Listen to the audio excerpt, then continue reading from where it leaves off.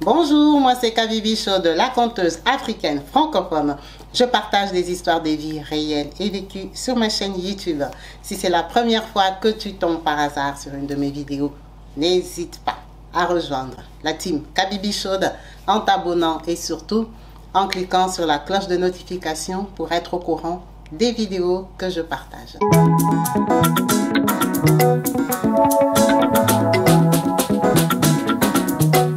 Partout dans le monde, sans exception, abonnez-vous sur la chaîne YouTube Kabibi Show TV.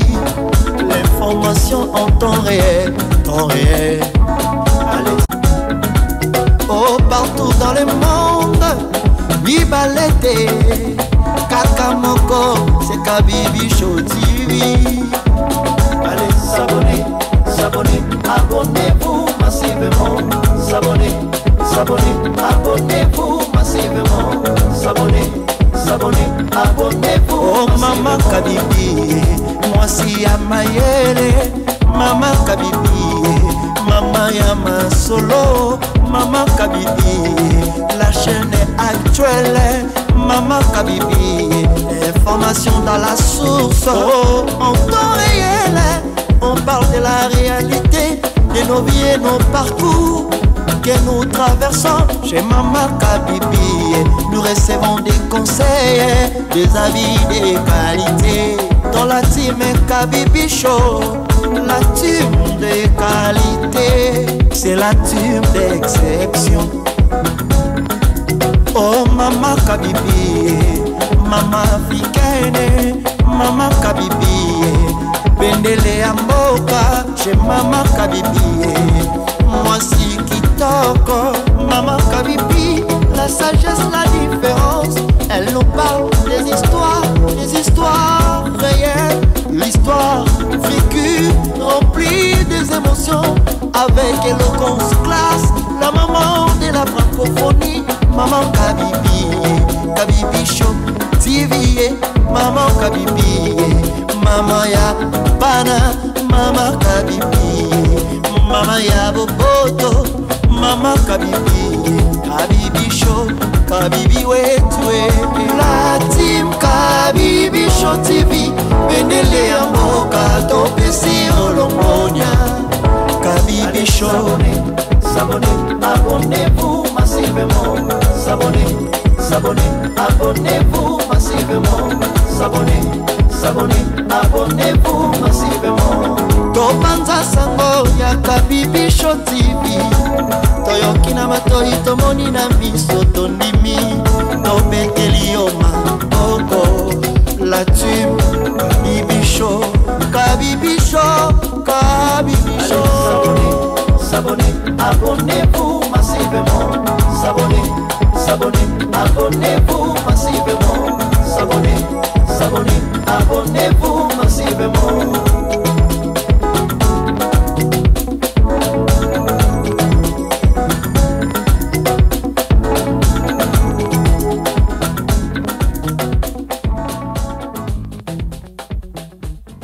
Bonjour et bienvenue sur ma chaîne YouTube Kabibi Show TV. Yes. En chaleur, je suis heureuse de vous retrouver tous nombreux, connectés, branchés, actifs. Yes. Sur ma chaîne YouTube, comme vous savez, ici nous sommes là pour partager, pour parler de nous, de raconter nos vies, nos intimités, nos expériences vécues. Donc, n'hésitez pas à me contacter sur mon numéro WhatsApp pour partager vos histoires. Ça sera avec plaisir qu'on va les raconter ici. La team Kabibi Chaude. Je tenais à vous remercier, vous tous qui n'hésitez pas à commenter, à encourager toutes ces personnes qui partagent leur vie, leur intimité, avec des conseils, des pensées positives. Vous tous qui laissez des voices, des messages à envoyer aux concernés et vous tous qui n'hésitez pas à aider ces personnes financièrement ou par des références et des recommandations. Merci à vous tous qui n'hésitez pas à adhérer à l'association PASSEF, qui est mon association. Comme vous le voyez bien dans le générique, Maman Kabibi a une association au Congo-Kinshasa qui vient en aide à toutes ces femmes en difficulté de paiement de factures dans les cliniques. On s'occupe plus des femmes qui viennent de donner naissance pour le moment. Merci à vous tous qui voulez adhérer. N'hésitez pas à me contacter sur le même numéro WhatsApp pour avoir tous les renseignements Pour l'adhésion, c'est facile, c'est 20 € pour ceux qui en ont besoin. Mais pour ceux qui ne veulent pas adhérer, ils peuvent juste faire une donation de quel que soit le montant pour assister toutes ces personnes en difficulté. Sans plus tarder, on va passer à notre histoire du jour. C'est une histoire poignante. C'est une histoire qui fait réfléchir. C'est une histoire qui m'a interpellée personnellement parce que c'est une vie assez étrange. On va la partager et à la fin, vous allez me donner votre ressenti. Et qu'est-ce que vous allez en tirer comme conclusion? Nous allons parler de Monsieur Cosman Otori. Monsieur Cosman Otori est un jeune Kenyan qui est né en province dans une famille tranquille et normale. Ses parents n'étaient pas riches. Ses parents, on va dire, c'était des campagnards. C'est des gens qui avaient 6 enfants, dont Monsieur Osman était l'aîné. Il dit qu'il a eu 3 frères et 2 sœurs. Et que ses parents comptaient beaucoup sur lui. Parce que, juste après lui, il y avait une fille. Donc, Monsieur Cosman a été éduqué pour prendre soin de ses frères. Ça veut dire que ses parents investissent en lui. Comme vous savez, beaucoup de parents africains à l'ancienne fonctionnaient. Ils investissaient dans les plus âgés pour qu'ils s'occupent des plus petits. Ça fut son cas. Monsieur Cosman Otori a été scolarisé, il a eu son baccalauréat. Il a dit qu'il a fait des formations. Il n'a pas été à l'université, il n'est pas universitaire. Il a fait des formations de management. Donc, quand il a son diplôme, il décide d'aménager à Nairobi. Nairobi, dans la grande ville capitale du Kenya. Quand il arrive à Nairobi, c'est pour chercher du travail. Il trouve son travail, il commence à travailler comme manager dans une société d'import-export pour laquelle il tient à ce qu'on taise le nom. Vous allez comprendre pourquoi. Dès qu'il est embauché, tout se passe très bien. Cosman s'installe à Nairobi, Cosman prend une maison, Cosman passe son permis, Cosman achète une voiture. Ça devient un jeune homme complet, un beau gosse, un bon tonton, quelqu'un qui s'affirme dans la société. Tout se passe bien, il va chez eux en province, il finance ses parents, tout le monde est content et satisfait de lui. Cosman avait grandi là-bas, il y avait des travaux à refaire chez eux. Vous savez un peu dans les familles, dans les parcelles familiales, là comment ça se passe. Il faut retaper, repeindre, faire des travaux et tout ça. En tout cas, il a eu le temps de faire tout ça pendant une période de 4 ans. Après avoir fait tout ça, il a mis ses frères à l'école. Il a décidé de ramener un frère particulièrement à Nairobi pour le mettre à l'université. Donc, il ramène son frère à Nairobi. Il commence à vivre avec son petit frère. Son petit frère va faire des études d'économie. Au moins, ça sera le premier universitaire de la famille. Donc, quand son petit frère arrive, tout se passe bien. Cosman dit, bon, maintenant, je suis prêt pour rencontrer l'amour. Ça fait quand même 4 ans que je suis un bon tonton bourgeois. Je vivre ici à Nairobi. Les filles sont en train de regarder comme il est bien grand de taille. Notre tonton, il fait 1,92 m. Donc, vous voyez un peu sa photo, son poids. Là, je l'ai mis vraiment, c'est lui. Notre tonton décide de trouver l'amour. Il n'a pas cité le nom de sa femme par respect. On va lui donner un nom. Elle s'appelle Flora. Flora, c'est un joli nom. Donc, moi, je trouve que ça lui va bien. Flora rencontre Cosman. Ils se mettent ensemble. Elle tombe amoureuse. Naturellement, Cosman y travaille. En sachant que Flora elle-même ne vient pas d'une famille aisée. Vous savez, il y a des femmes qui vont au mariage en mission pour aller enrichir leur famille, remplir aussi chez eux, aller les nourrir. On compte sur elle. Dans la famille, on sait qu'elle est partie au mariage et que son mari gagne quelque chose. Son mari est cadre. Quand même un manager d'une grande boîte comme lui, pour laquelle il travaillait, en tout cas, c'était quelqu'un qui gagnait bien sa vie. Il prend Flora, il épouse. Sa famille est d'accord, tout le monde est d'accord. On vient, on épouse Flora sans problème. Quand Flora arrive dans les mariages, elle veut imposer ses lois et ses règles. Ce qui est tout à fait normal, toutes les femmes font ça. Elle arrive et lui dit que non, toi, tu dépenses beaucoup pour ta famille. Il dit comment ça? Ah non, parce que moi aussi, si tu envoies 100 chez vous, il faut aussi envoyer 100 chez moi. Il dit mais non, moi chez moi, si j'envoie tous ces montants-là, c'est parce que je scolarise mes petits frères. Mais toi, chez toi, tu n'es pas obligé de prendre la charge de tes petits frères. De me dire qu'il faut que j'envoie de l'argent à tes parents, il n'y a pas de souci. Mais que tu dois maintenant prendre tes petits frères en charge parce que tu t'es marié avec moi, je ne trouve pas ça juste. Ça n'a pas d'intérêt parce que tu ne le faisais pas avant. Oh non, moi vraiment, il faut qu'on partage 50-50, c'est injuste, comment tes parents, comment. Oh, mais c'est quand même lui qui travaille. Donc ça veut dire qu'il a refusé. Il a refusé. On va donner un exemple bête. S'il a envoyé chez eux 100 €, il a envoyé 50 € dans la famille de Flora, en sachant que la famille de Flora est à Nairobi. Les parents de Flora étaient mécontents parce qu'elle, Flora, elle avait déjà dit chez eux que Cosman envoyait 100 € dans sa famille. Et le problème, c'était quoi? En dehors des 100 € qu'il envoyait dans sa famille, il payait l'université pour son petit frère. Donc, ça fait que ce n'était pas 100 €, c'était un peu plus que 100 €. Oh. Cosman, pour lui, il n'y avait pas de problème parce qu'il se disait, mon petit frère va finir l'université, il sera haut fonctionnaire à Nairobi, il va aussi prendre la relève. Il a expliqué ça à Flora, mais Flora a vu que non. Comment beaucoup d'argent vont comme ça à l'université, les syllabus, payer le home, payer tout ça. Elle n'aimait pas ce petit frère-là et le boudait. Le petit frère a commencé à habiter au home parce que le vieux Cosman s'est marié. En sachant que tonton Cosman, il avait qu'une maison d'une chambre salon. On appelle ça 2 pièces ici chez nous en France. Donc, quand il a épousé sa femme, c'était plus possible que le petit frère habite là-bas. On va lui donner quand même un nom. On va arrêter de l'appeler le petit frère. On va l'appeler Thierry. Ça fera plus simple. Thierry est obligé de vivre au home. Thierry et Flora, ça balance. Elle est obligée de faire semblant. Flora tombe enceinte, elle accouche d'un garçon. Elle tombe enceinte, elle accouche d'une fille. Flora a eu 2 enfants dans une période de 6 ans. Ça veut dire que la première année, il y a eu un enfant et la deuxième et la troisième année.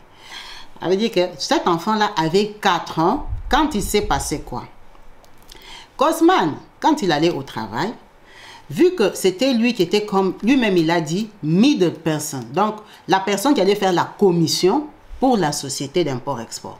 La personne qui allait à l'extérieur, la personne qui allait négocier les contrats. Ça veut dire qu'il avait un travail qui le faisait vraiment sortir du bureau. D'où, à son travail, il y avait une voiture pour les salariés, pour les personnes comme lui qui faisaient des activités du travail. Ça veut dire que quand il sortait, si vous avez tendance les courses du même côté, vous vous arrangez entre vous par rapport à vos rendez-vous. Vous faites un planning que mardi, on va commencer comme ça, on va partager la voiture. Il y avait des jours où lui pouvait conduire, il y avait des jours où aussi les autres collègues avec qui partaient conduisaient. Donc, Cosman, il avait exactement rendez-vous le 27 octobre 2018, de midi à 13 h. Ils ont quitté le travail à 11h30 avec son collègue. C'est lui qui a conduit à l'aller. Il est parti à son rendez-vous. Ils ont fini son rendez-vous à 13 h. Il devait quitter le rendez-vous de Cosman pour aller au rendez-vous du collègue parce qu'ils étaient allés du même côté. Lui-même, il dit par rapport à son travail, c'était à peu près 35 minutes de route. Et le collègue aussi avait un rendez-vous ailleurs. On n'a pas dit la position du collègue, mais c'était à 2.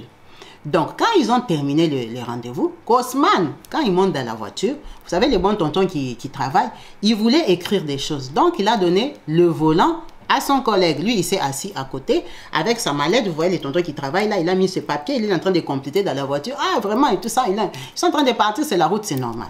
Donc, ils arrivent sur une sortie qui doit les mener sur une grande route. On va appeler ça périphérique. Donc, c'est eux qui devaient entrer dans la grande route, dans les périphériques. Quand ils arrivent, son collègue ralentit, il regarde. Il ne voit pas, il voit une voiture qui vient, il attend la voiture.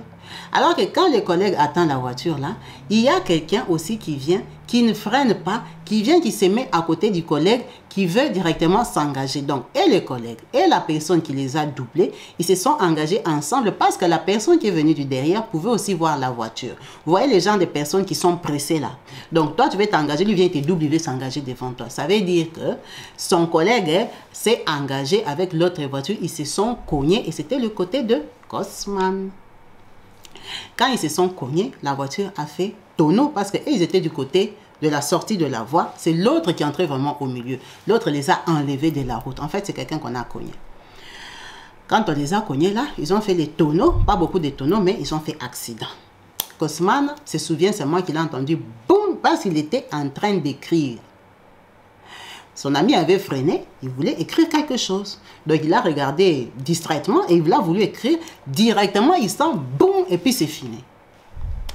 Quand ça s'est fini là, et qu'il s'est réveillé à l'hôpital, c'était 4 semaines après.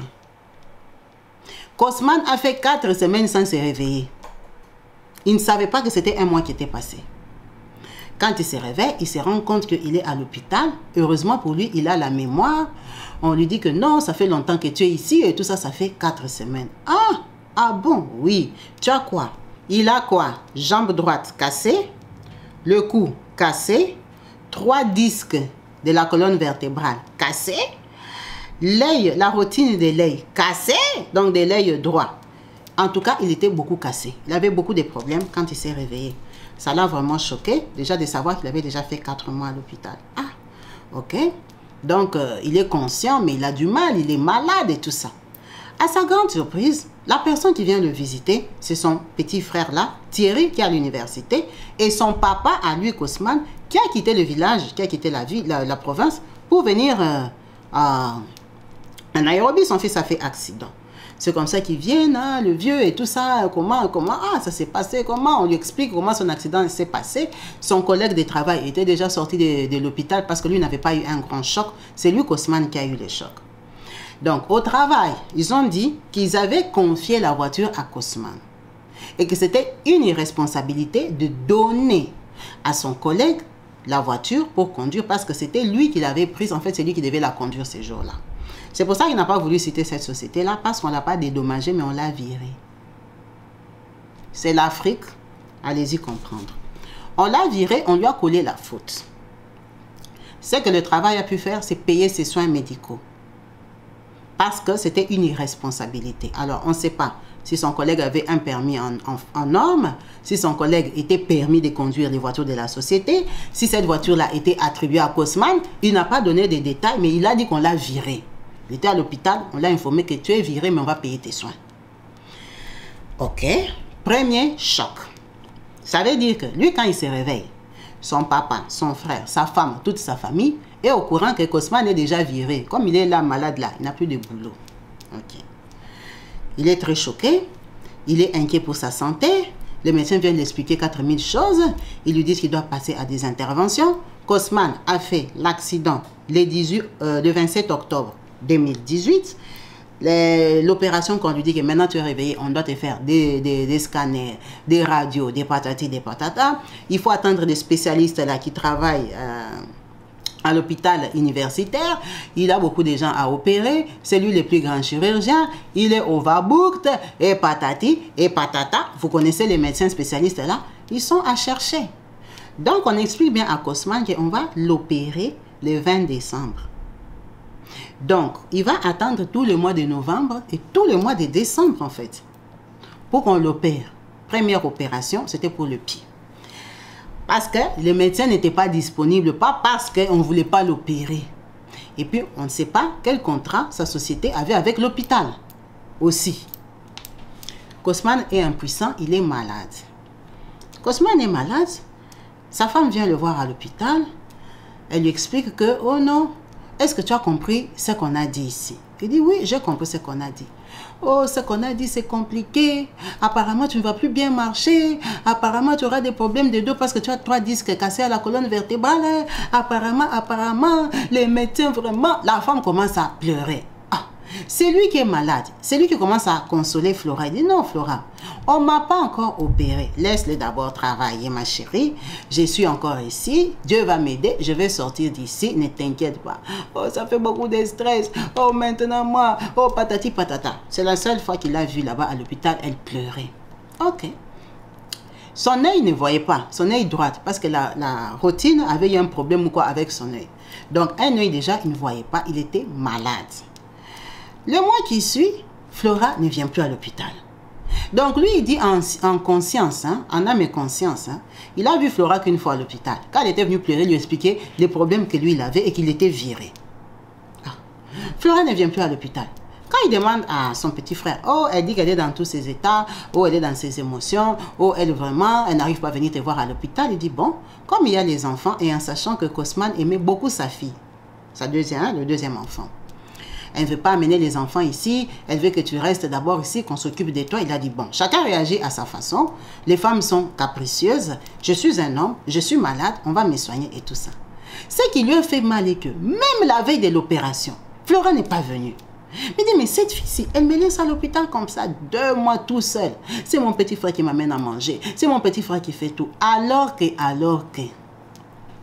La vérité, c'était quoi? Flora, quand elle était venue à l'hôpital, là, elle avait déjà compris qu'on l'a chassé du travail. Le médecin lui avait déjà dit que lui, il ne va plus marcher.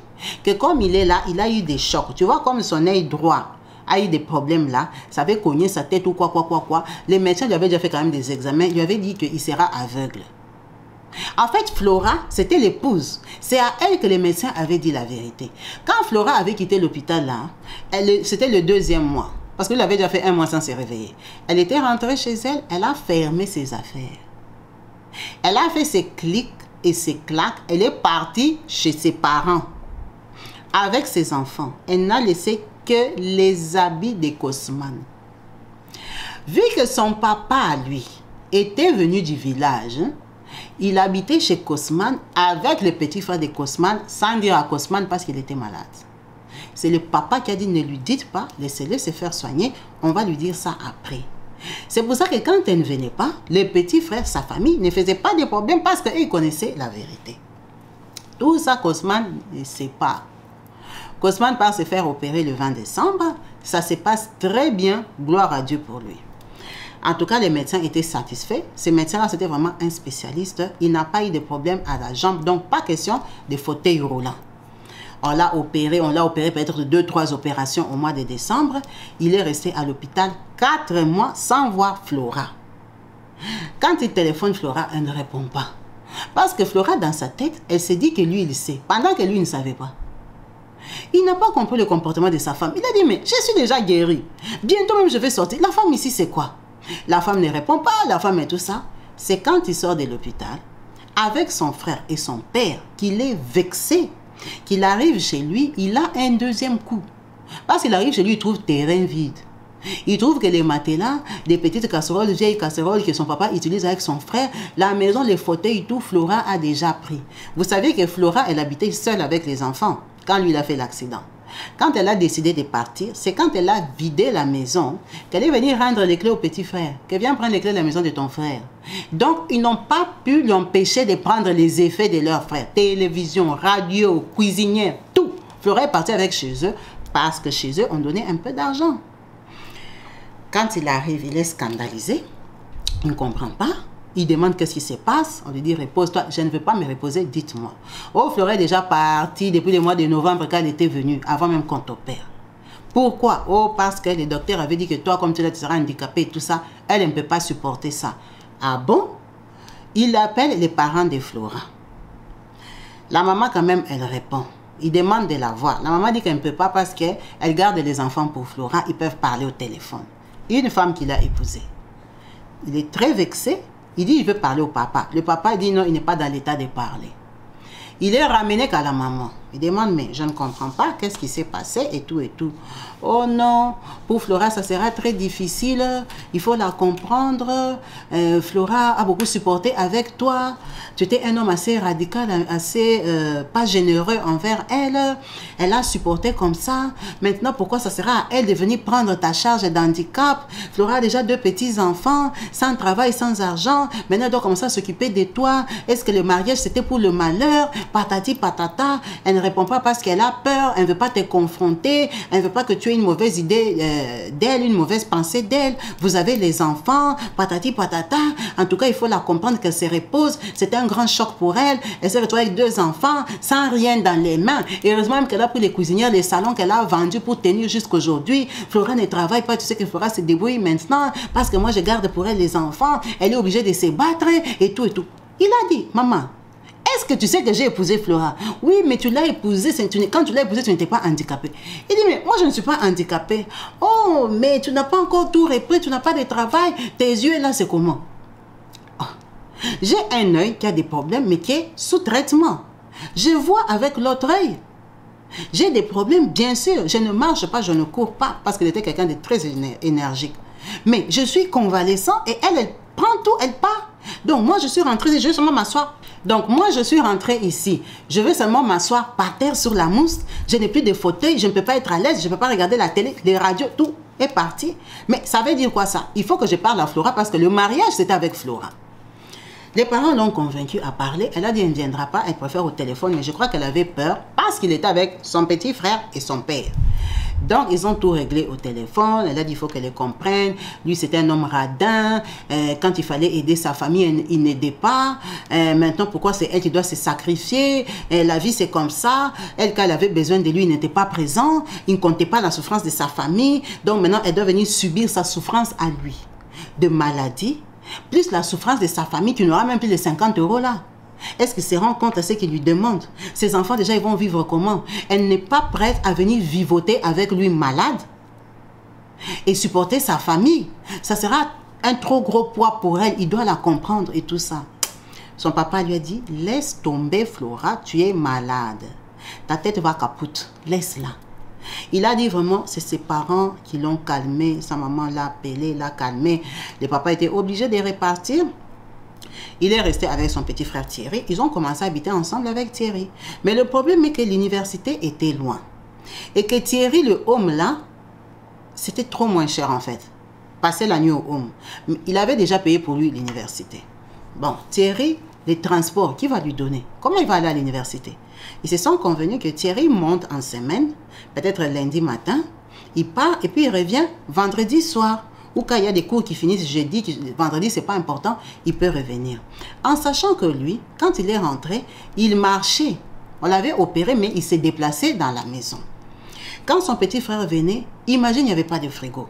C'était difficile que son petit frère cuisine et lui laisse la nourriture. Parce que son petit frère savait quand même se débrouiller à la cuisine, c'était un étudiant. Il a galéré comme ça le premier mois. Quand la société lui a payé ses décomptes finaux et tout, il a acheté un frigo, une cuisinière et tout, parce qu'il n'avait pas l'argent en ce moment-là qu'il avait eu l'accident. Il a acheté, il s'est un peu réinstallé. Le petit frère a commencé à faire le va-et-vient avec l'université. Donc lui, il reste vraiment convalescent, incapable de trouver un travail. Il s'est donné au moins 6 mois parce que le médecin lui avait dit de ne pas forcer et tout et tout. Et un matin, il se réveille. En tout cas, il savait que c'était le matin parce qu'il avait dormi la nuit. Quand il se réveille, il s'assoit, il ouvre les yeux. Il ne comprend pas, il a l'impression qu'il a ouvert les yeux, mais il a l'impression qu'il voit que le noir. Oh. Il a frotté ses yeux, il s'est dit, je suis réveillé ou je suis endormi. Il frotte les yeux, il dit, bon, là, j'ai frotté mes yeux. Il les ouvre, il voit noir. Oh, mais comment je vois noir? Il frotte les yeux. Il dit, hier, j'avais mis une bouteille d'eau ici. Attends, je prends de l'eau. Il met de l'eau, il lave le visage. Il ne voit pas. Tout noir, il voit noir. Il a dit, c'est pas possible. Je ne vois pas. Il s'est levé. Il était seul, son petit frère était à l'université. Il n'avait ni canne ni rien, mais il connaissait sa maison. Il s'est levé pour aller allumer la lumière, parce qu'il avait dormi la nuit. Il s'est dit, peut-être c'est la nuit. Maintenant, quand il s'est réveillé, il commence à toucher le mur. Mais en fait, il fait tellement noir que je ne vois même pas le mur. Il touche, il touche, il touche. Il a cherché l'interrupteur jusqu'à ce qu'il a trouvé. Il a touché, tac, il dit donc, là j'ai allumé. Mais j'ai allumé, je ne vois pas. Il dit, c'est comme ça qu'il a perdu la vue. Il a perdu la vue un matin. Et maintenant, le problème est qu'il s'était levé. Il a là l'interrupteur. Il a laissé son portable sur le lit là où il avait dormi. Maintenant, il fallait rentrer au lit, chercher le portable. Il est même tombé. Parce qu'on l'avait opéré, il n'était pas en forme, il ne marchait pas correctement. Hein, il titillait un peu. Donc, pour rentrer au lit maintenant sans voir, avec le stress et la peur qu'il ne voyait pas, c'était tout un problème. Maintenant, quand il prend le portable, il va téléphoner comment il ne voit pas. Il va débloquer le portable comment il ne voyait pas. Il a commencé à crier au secours. Maintenant, quand il crie au secours, la voisine entend. La voisine vient et commence à frapper à la porte. Lui, il était parti dormir la nuit. Il avait fermé sa porte. Comment la voisine va entrer? Donc, il doit marcher de la chambre jusqu'au salon, aller ouvrir la porte. Il a dit, non, non, non, attends, ne casse pas la porte. Parce que si elle casse la porte, après, c'est des frais. Il s'est démerdé jusqu'à arriver à la porte en comprenant combien de fois il s'est cogné. Quand il arrive, il ouvre la porte et heureusement que la clé était sur la porte. Il ouvre la porte et dit, c'est quoi papa? Elle savait qu'il était malade. C'est quoi? Il dit, oh, je ne vois pas. Il lui demande, il fait quelle heure? Elle lui dit, non, il est 8 heures. Il lui demande, il y a le soleil. Il dit, ah, Cosman, il y a le soleil, il est 8 heures. Elle dit, mais je ne vois pas. Elle dit, comment ça, je ne te vois pas. Oh. La voisine dit, c'est pas possible. Si tu ne vois pas, il faut que je t'amène à l'hôpital. Parce que hier, j'étais avec toi, tu voyais. C'est comme ça qu'on lui appelle un taxi. C'est la voisine qui ramasse les kicks et les claques. Il était en tenue de dormir, en pyjama. La voisine ramasse gauche-droite. Elle prend le taxi. Elle appelle pour lui, direction hôpital. Quand il arrive à l'hôpital, il va voir les médecins, il dit que je ne vois pas. Les médecins lui disent, oh oui, mais on t'avait déjà prévenu que incessamment, à n'importe quel moment, la vue peut te causer problème parce que quand on avait fait des examens et tout, tu ne vois plus. Il est resté à l'hôpital, on a refait d'autres examens, on a dit qu'on va te donner tel traitement. En fait, il a dit, il ne voit pas, mais il y a des moments, il y a comme des flashs de vision. Il y a des moments, c'est comme si son œil flash, comme s'il y a une petite lumière qui clignote, et puis ça s'éteint. Ça peut clignoter quelques secondes, et puis ça s'éteint. Mais quand ça clignote là, c'est pas comme si l'œil s'ouvre complètement et tu commences à bien voir. Non, c'est comme si tu as vu flou, et puis c'est parti. Ça, c'est avec son œil gauche. Je vous le mets là, vous-même voyez sa photo, il a mis ses lunettes. C'est pour ça qu'on lui a quand même fait des lunettes, vu que cet œil-là, de temps en temps, ça flash, ça peut voir un peu. C'était très compliqué pour lui. La voisine est revenue les chercher. Il lui a dit d'appeler son petit frère. Il a quitté l'université. Il est venu, notre frère Kosman est devenu aveugle. Quand il devient aveugle, M. Kosman fait 1,92 m. Et le poids que vous voyez qu'il a. Mais là, il était malade, il était convalescent. Ça devient très compliqué pour lui. Vivre dans une maison où il n'y a pas grand-chose, il n'a pas de travail. Il comptait sur que quand il va guérir, il va trouver un travail. Donc, il bouffait un peu les petits salaires qu'on lui avait payés. Il n'a plus de femmes. Il dit, c'est quand tu comprends qu'en fait, le monde, les gens sont là que pour l'intérêt. Les amis ont disparu. Il dit, lui, en une période de 6 mois, il a perdu la santé. Il a perdu la femme. Il a perdu les amis. Les amis venaient le visiter au début, ils t'amènent quelque chose, surtout quand ils ont appris que la femme est partie. Ah, une mauvaise femme, ils viennent, ils insultent ta femme, ils te laissent 10 €, ils te laissent 20 €, ils t'amènent du riz, après, c'est fini. Quand ils commencent à avoir tes nouvelles seulement des loin ou au téléphone, mon frère, ça va, oui, ça va bien. Quand ils comprennent que tu t'améliores pas, ils viennent plus. Tous ses amis portés disparus, il a perdu, lui-même il a dit, en 6 mois, il avait tout perdu. Il est resté stressé, frustré. Il a compris que cette maison-là, ce n'était pas sa maison. Il avait un loyer à payer, qu'il devait se battre. Il a commencé à appeler, frapper partout. D'abord, le premier truc qu'il devait faire, c'est trouver un portable qu'il pouvait manipuler sans voir. Et vous savez que ces portables-là coûtent cher. Il a beaucoup galéré. Son petit frère était obligé de rentrer vivre à la maison. Donc, il était obligé à payer les transports à son petit frère. Avec les miettes d'argent qu'il avait, ils ont galéré comme ça. Il s'est ressaisi quand il a compris que, en tout cas, les pieds s'étaient réparés, il pouvait marcher. Maintenant, il allait marcher, il allait aller où il ne voyait plus. C'est comme ça qu'il a la bonne idée. Il a la bonne idée de trouver une école spécialisée au Kenya qui est un institut supérieur pour aveugles. Ça veut dire, dans cet institut-là, il y a beaucoup de branches. Déjà, première école, c'est apprendre à vivre comme un aveugle. Ils sont conscients qu'il y a des gens qui deviennent aveugles, qui ne sont pas nés aveugles. Donc là-bas, on t'apprend à marcher avec une canne. Il a dit, la première chose qu'on lui a appris, c'est ça. Parce qu'il devait apprendre à se déplacer. Lui, c'était quelqu'un qui marchait tout seul, il avait une voiture. On devait lui apprendre à marcher avec une canne. On devait lui apprendre à se repérer, à repérer les obstacles de la route. Et on t'apprend ça, tu es déjà aveugle en fait. Donc, son petit frère devait l'amener là-bas le matin, aller en retard à l'université, se démerder pour le faire rentrer et tout ça. C'était compliqué quand ce n'était pas les petits frères. Il pouvait appeler un dernier ami, une voisine, quelqu'un qu'il connaît, qui va accepter de venir le chercher en sachant que lui, comme il ne voyait pas, il fallait prendre des taxis parce que les gens, ils ne veulent pas te prendre, te faire monter dans 3 bus. Toi, tu ne vois pas. C'est quand même une charge. Tu leur perds le temps. Ils ont leur journée à faire. Pendant qu'il était marié, la femme est toujours à Nairobi. Elle a déjà fui. Sans nouvelles. Il dit, ce qui l'a beaucoup choqué, c'était quoi?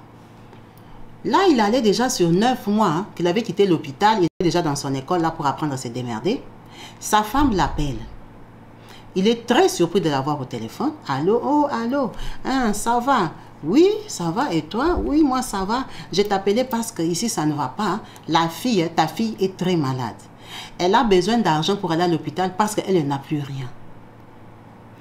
Il dit, quand elle m'a appelé, je n'en croyais pas mes oreilles en fait. J'ai dit, cette femme, elle m'a abandonnée, en fait, dans la difficulté. Elle s'en fout de savoir comment je vais. Je suis sûre qu'elle est au courant que je ne vois pas. Parce que Nairobi, ce n'est pas New York. Les gens me voient et comment je me tiens sur la route. J'appelle des gens qu'elle connaît pour venir m'aider de temps en temps. Ma santé ne l'intéresse pas. Elle m'appelle pour me dire que l'enfant est malade. Parce qu'en fait, en dehors de m'avoir appelé pour l'enfant, elle ne m'appelle jamais. Pour savoir si je vais bien. Parce qu'elle a peur que je lui dise de revenir, ou que je lui parle mal, ou que je lui dise que tu es encore ma femme, ou quoi que ce soit. Bon, en sachant que M. Kosman et Flora sont mariés que coutumièrement. Ils ne sont pas mariés civilement. Donc, il est très vexé. Il aime beaucoup ses enfants lui manquent. Sa vie de famille lui manque. C'est un homme. Il dit à cette période-là, il venait de vendre sa voiture. Son petit frère l'avait aidé à vendre la voiture pour qu'il ait un peu d'argent pour survivre. Il avait bien vendu sa voiture. Il dit, ok, quand mon petit frère viendra, on ira à l'hôpital. Je ne veux pas que tu viennes chez moi. Parce qu'elle l'avait abandonné. Il ne voulait pas la voir dans sa maison, sentir son odeur dans sa maison. Ils se sont donné rendez-vous à l'hôpital. Ils sont partis avec les petits frères. Quand l'enfant l'a vu, l'enfant s'est accroché à lui. Son enfant avait 4 ans. L'enfant, daddy, daddy. L'enfant pleurait. L'enfant ne voulait plus laisser le papa, mais l'enfant était malade. Il a pris l'enfant, il s'est assis avec l'enfant toute la journée à l'hôpital. On a fait tous les soins, les traitements à l'enfant. Lui-même assis. Il était conscient qu'elle était là, mais il ne la voyait pas. Elle a fait toutes les démarches et tout ça. Quand la facture est venue, il a demandé à l'infirmier, la facture c'est combien? On lui a donné le montant. Il a dit à son petit frère de payer. Ils ont payé la route, ils sont rentrés avec son petit frère. Ils l'ont critiqué sur la route et tout. C'est passé. Donc notre papa a galéré comme ça presque 2 ans. Il a vivoté, il a appris à marcher, il a appris à cuisiner, il a acheté un téléphone des aveugles qui parle. Le téléphone là, ça fait tout. Ça dit appelle Kabibi, fais comme ça, fais-moi, ouvre-moi Yahoo, tout ça. Il a dit il y a des téléphones qui ont toutes les fonctions. On lui a acheté ce téléphone là. Il a appris à vivre avec ça. L'avantage est que dans cette compagnie là, il y avait moyen de faire.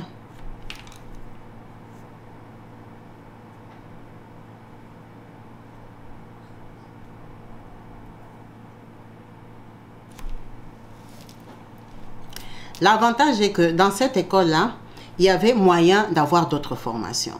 Il y avait des conseillers, il y avait des motivateurs, il y avait des gens qui venaient pour te parler, te dire que bon, avant tu étais ça, aujourd'hui tu ne peux plus faire ça. Hein? C'est ce que tu faisais. Qu'est-ce que tu peux faire? En fait, le monsieur qui venait les encourager a remarqué que Papa Kosman avait une belle voix. Il a une belle voix grave, une belle voix. Il lui dit, tu as une très belle voix. Qu'est-ce que tu peux faire de ta voix? Parce que tu peux exploiter ta voix. Il dit, ma voix. Il dit, oui, tu as une belle voix, tu parles bien. Tu peux faire journalisme, tu peux faire commentateur, tu peux faire animateur, tu peux faire. C'est comme ça que le monsieur lui a proposé plusieurs textes. C'est ça, il explique son traitement. Prenant, on dit, Kabibi Chaude est une motivatrice. Alors, présente-moi cette phrase sous différentes formes. Il a chanté Kabibi Chaude est une motivatrice. Kabibi Chaude est une motivatrice. Kabibi Chaude et tout. Voilà. Après avoir fait l'exercice comme ça, le motivateur l'a capté. Il a dit, tu vois, l'intonation que tu as utilisée là, est-ce que tu te sens à l'aise avec? Oh oui. Bon, avec ça, moi ce que je peux te proposer, c'est être animateur. Maintenant, on va savoir animateur de quoi? Après réflexion, après avoir parlé avec toi, tu es une personne cool, tu es une personne ouverte, tu es comme ci, tu es comme ça. En tout cas, on l'a encadré, on l'a guidé. Et notre papa a fait la formation d'être MC. MC, ça veut dire, vous voyez les gens qui animent les soirées. Les gens qui animent les soirées, qu'aujourd'hui, on va célébrer l'association Kabibi Chaude. Ouais, l'entrée des mamans Kabibi Chaude, applaudissez et tout. Vous voyez les gens qui animent les soirées là comme ça. Ce papa-là a quitté du boulot qu'il avait. On lui a appris ça. On lui a appris à être MC. On lui a appris à s'exprimer en fait. On l'a amené sur une voie où il pouvait exploiter sa voix, trouver un travail juste pour la voix. Et en dehors de ça, il a réappris le clavier à l'aveugle, parce que c'était quand même quelqu'un qui travaillait beaucoup, qui écrivait et tout ça. Il a réappris à manipuler un clavier aveugle. Il a commencé à faire... On lui a trouvé un travail. On l'a aidé à trouver un travail dans une société où il y avait beaucoup d'événements, où il y avait beaucoup de de rassemblement, des choses comme ça. On a trouvé un travail de MC. MC, c'est pas toujours que les soirées. Tu peux être MC de plusieurs choses, des conférences, de tout ça. Maintenant, on va faire ceci, maintenant, on va faire cela. Bref, ces gens-là l'ont guidé. Ils lui ont trouvé ce travail-là. Alors, lui, quand il a trouvé ce travail-là, et qu'il a terminé de faire sa formation informatique aveugle, il a créé sa propre compagnie. Il est devenu coach. Coach, vous voyez, il y a des coachs sur radio. Voilà. Parce que là, on n'est pas obligé de mettre la caméra. Ce que je fais là, je peux aussi faire ça avec une image. Alors, si je mets l'image, vous ne saurez pas si je vous vois. Vous ne savez même pas. Donc, lui, comme il a un œil qui fait comme s'il voit. En fait, quand vous voyez sa photo là, il a des lunettes. Il n'a pas des lunettes noires.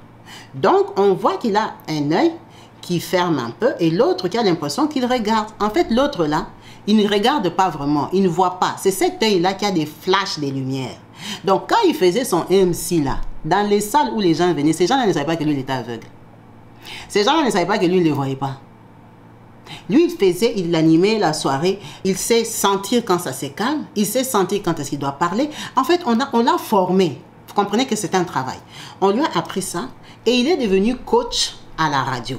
C'est ce que lui-même il a dit. Il est devenu coach sur des plateformes. Alors, coach de quoi? Il n'a pas donné de précision. Il a dit, I'm a trainer coach. Il est devenu coach sur des plateformes.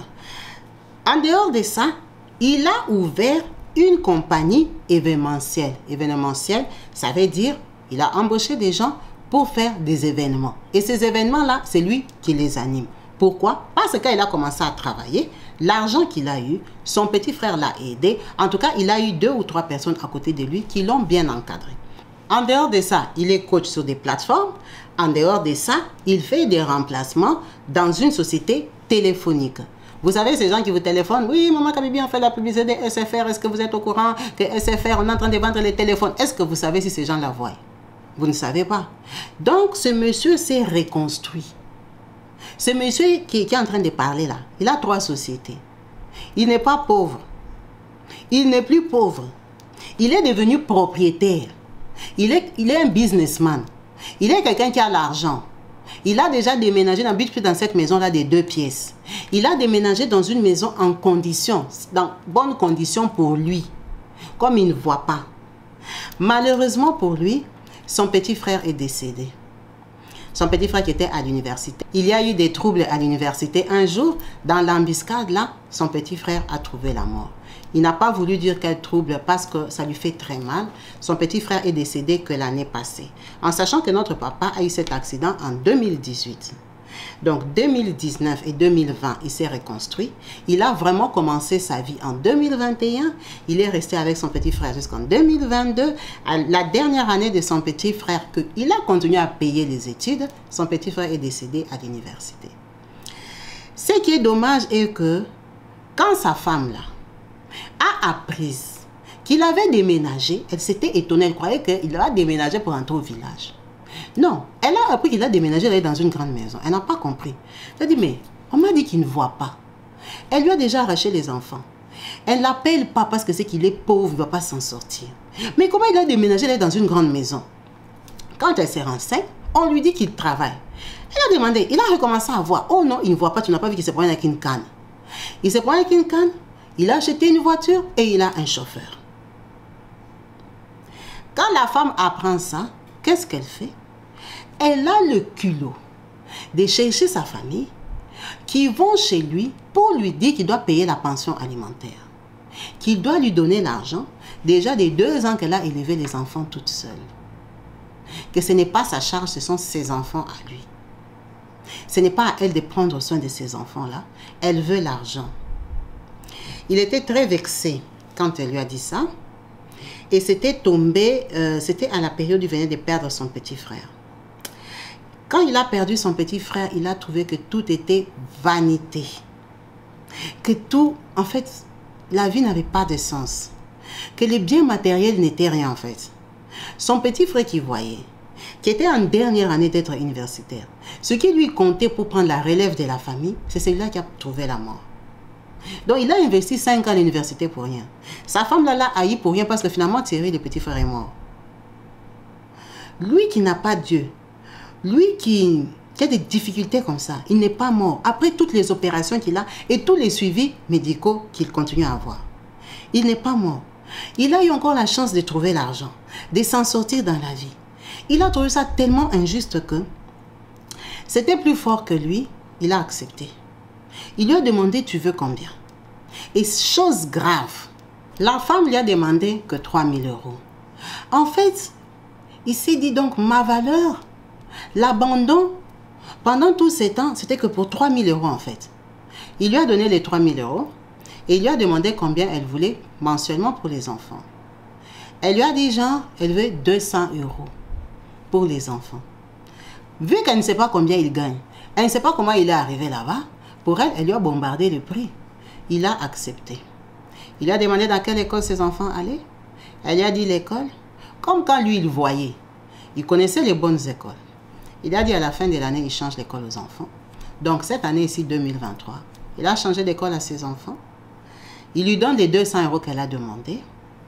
De temps en temps, elle lui donne les enfants le week-end.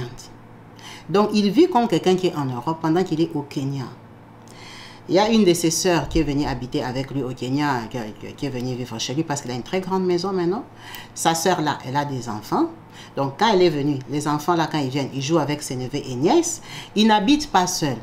C'est vrai qu'il a des gens à sa disposition qui travaillent pour lui parce qu'il gagne bien. Il passe des très belles soirées. Lui, il est MC. Il lui arrive d'animer des soirées. Il lui arrive d'animer des conférences. Il fait le coaching. Il travaille sur le téléphone. Il est très occupé. Il n'a pas le temps. On lui a demandé s'il va se remarier. Il a dit, toutes les femmes ne sont pas pareilles.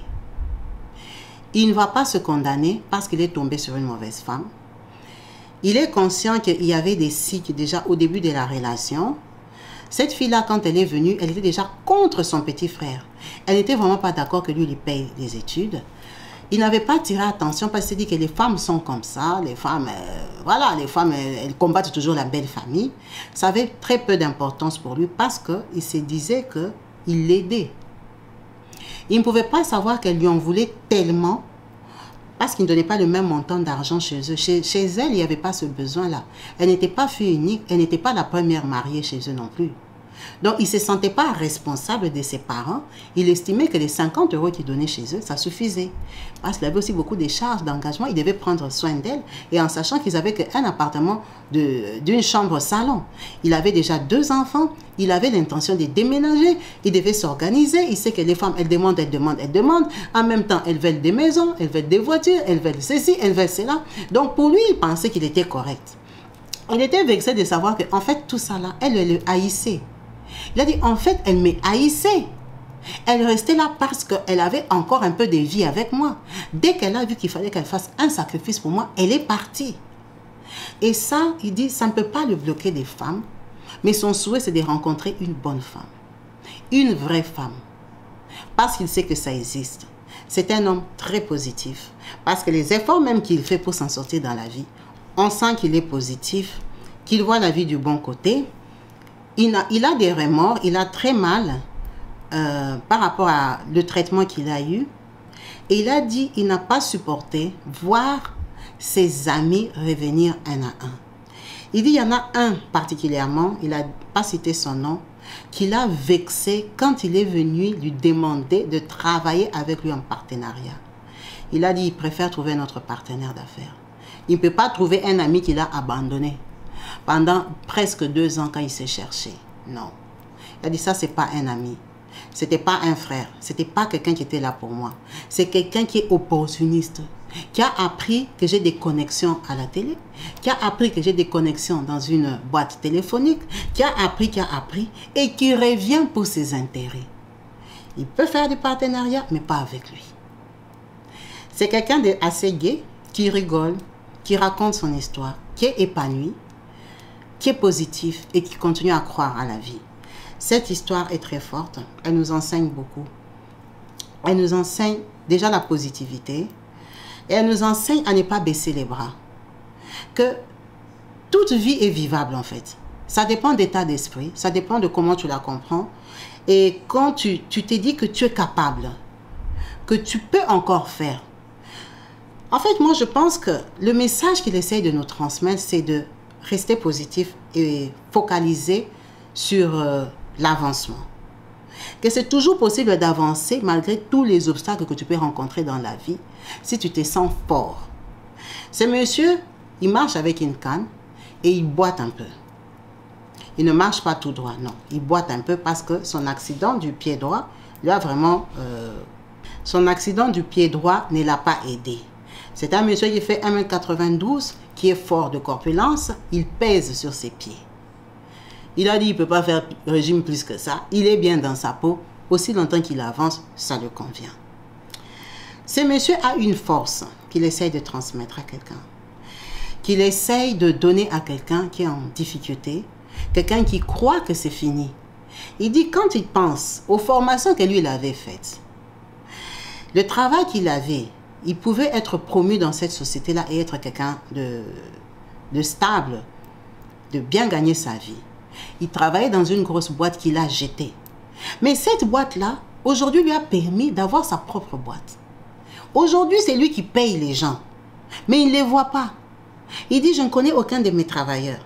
Quand mon œil là flash, c'est pas que ça flash pour que je te voie bien. Non, ça flash, ça me fait une petite lumière, mais qui n'est pas constante, quoi. C'est une petite lumière, juste un petit flash, tu vois un peu, ça peut te guider un peu, tu dis, oh, je suis dans la pelouse, oh, c'est des graviers en fait, oh, là c'est la mer, c'est tout. Mais c'est pas comme si mon œil s'ouvre puis je vois bien. Non, là je vois pas. Tout ce que j'ai, c'est aveugle. Mes claviers et tout ça, mes rendez-vous, tout. Il a dit, il a appris, et à quel âge? Il a appris. Il a appris et il se sent toujours homme. Il se sent toujours capable. Il était, comme il dit, middle person. C'était quelqu'un qui trouvait des clients à sa boîte. Donc, c'est quelqu'un qui savait parler. C'est quelqu'un qui savait convaincre les gens. Il dit, c'est pour ça que je suis coach. Je suis coach parce que c'était mon travail de trouver des clients. Donc, je sais parler aux gens. Je sais faire le MC. Ce n'était pas un boulot que moi je considérais travail, mais que j'ai appris à faire. Avec mon intelligence et mon élégance, je me suis créé. J'ai ma marque de fabrique. J'enseigne, être coach, c'est apprendre aux gens.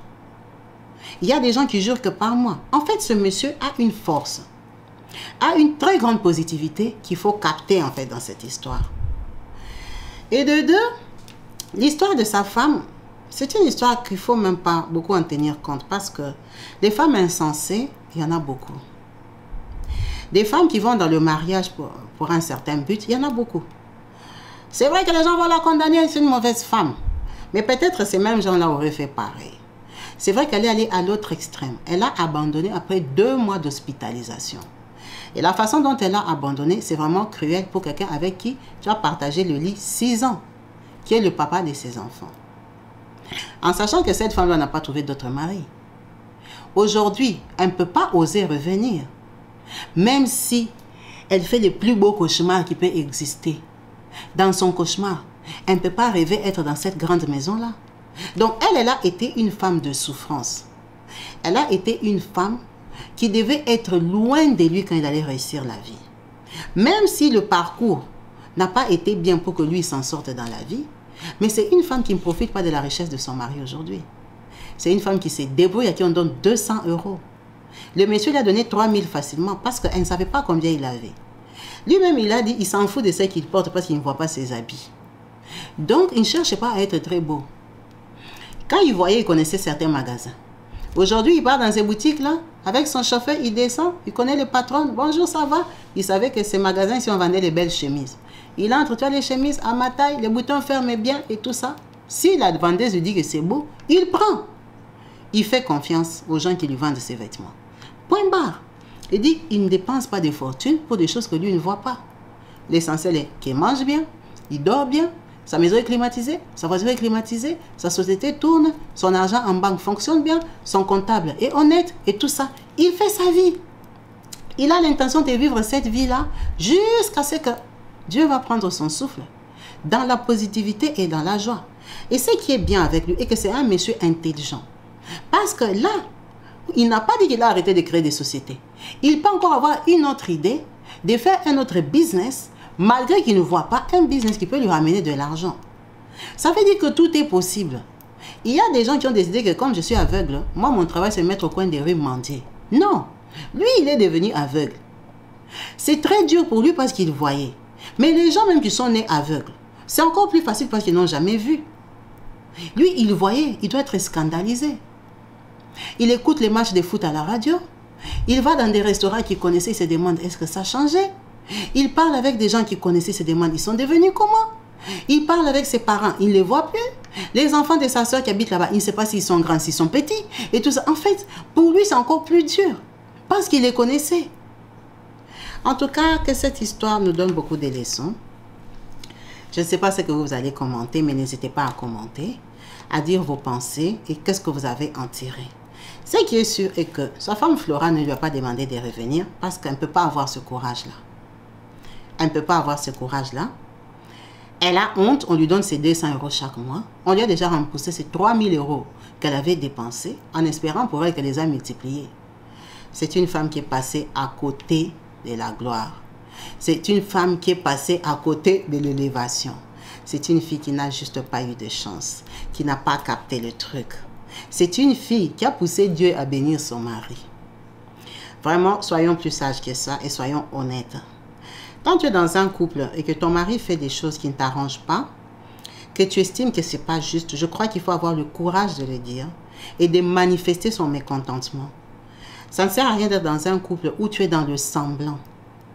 En fait, tu es dans une souffrance, tu n'es pas en couple. Ça veut dire que cette fille-là, elle vivait, elle souffrait de l'injustice de son mari. Mais elle lui souriait, elle lui faisait des enfants, elle cuisinait pour lui.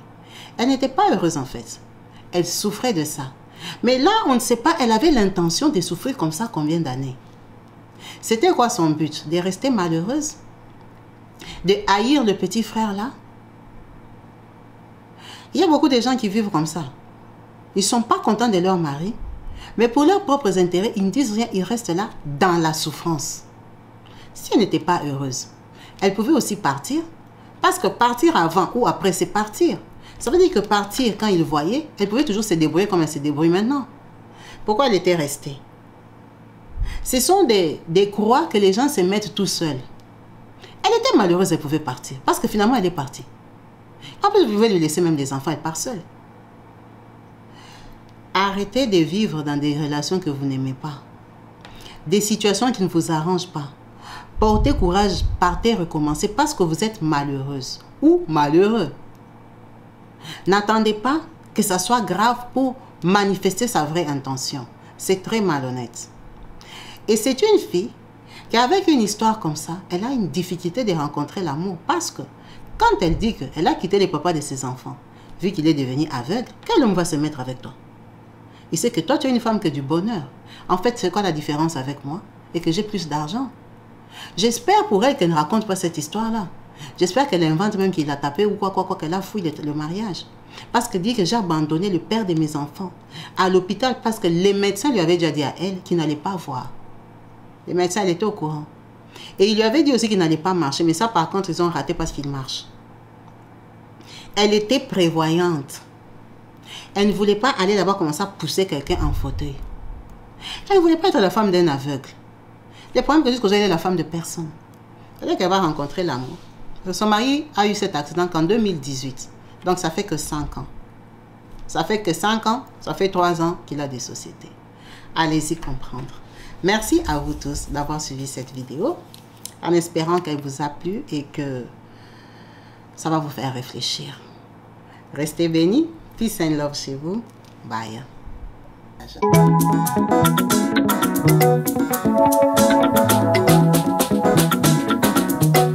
Partout dans le monde, sans exception, abonnez-vous sur la chaîne YouTube Kabibi Show TV. L'information en temps réel, Allez.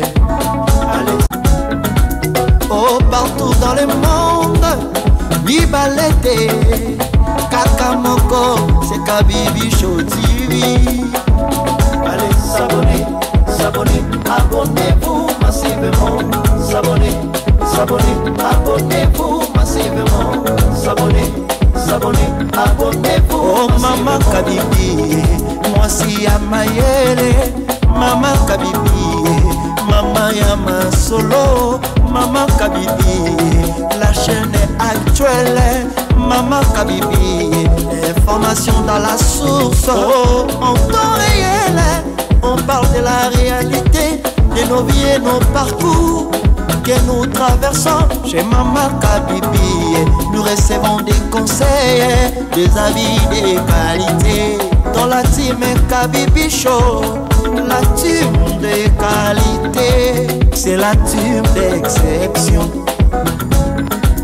Oh Maman Kabibi, Maman africaine, Maman Kabibi, Bendele ya mboka, chez Maman Kabibi, moi si kitoko, Maman Kabibi, la sagesse, la différence, elle nous parle des histoires réelles, l'histoire vécue, remplie des émotions, avec éloquence classe, la maman de la francophonie, Maman Kabibi, Kabibi Show TV, Maman Kabibi, Maman ya Bana, Maman Kabibi, Maman ya Boboto, Maman Kabibi, Kabibi Show, Kabibi wetwe.